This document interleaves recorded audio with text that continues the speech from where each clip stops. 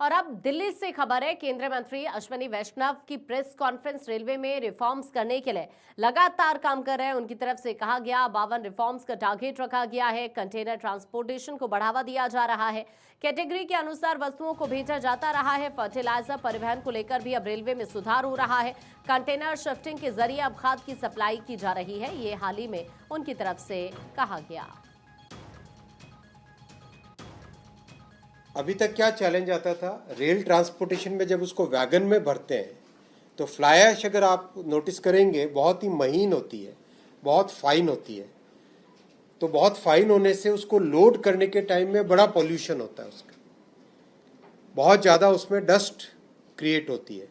फिर जब उसको ट्रांसपोर्ट करो, जब ट्रेन 100 की स्पीड से चलेगी तो बहुत सारी फ्लाई ऐश निकल के बाहर आ जाती है और पूरे रास्ते उसका ट्रांसपोर्टेशन का प्रॉब्लम होता है। So that's why we brought this reform.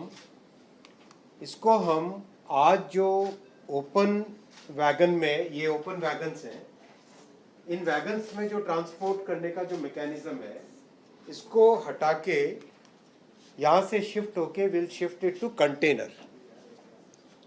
Fly ash के लिए स्पेशल कंटेनर डिज़ाइन किया है जिसमें लोडिंग होगी टॉप से।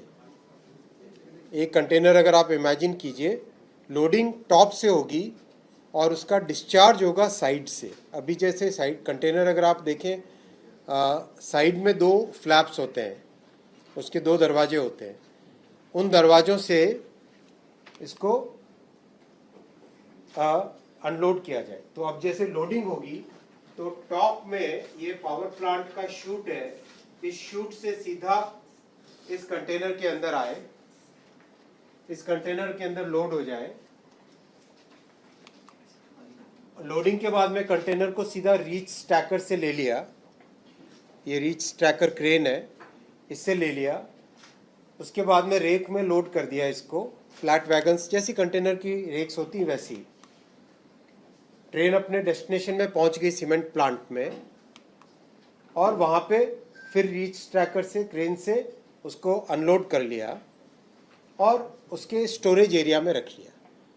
अगर आप सोचो फ्लाई ऐश को ओपन स्टोरेज एरिया में रखोगे तो वहाँ पे सीमेंट प्लांट में भी सेम एनवायरमेंटल प्रॉब्लम्स आएंगी, लेकिन कंटेनर के अंदर स्टोर करके रखोगे तो वो प्रॉब्लम अपनी सॉल्व हो जाती है। करेक्ट, कंटेनर के अंदर है तो वो धूल मिट्टी होने का उसका पॉसिबिलिटी नहीं है। दूसरा, जब आपको यूज़ करना हो उसको, आज सीमेंट का प्रोडक्शन में इसका इतना यूज़ होगा तो एक एक कंटेनर उसको खाली करके कन्वेयर बेल्ट पे लगा के उसका यूज़ कर सकते हो।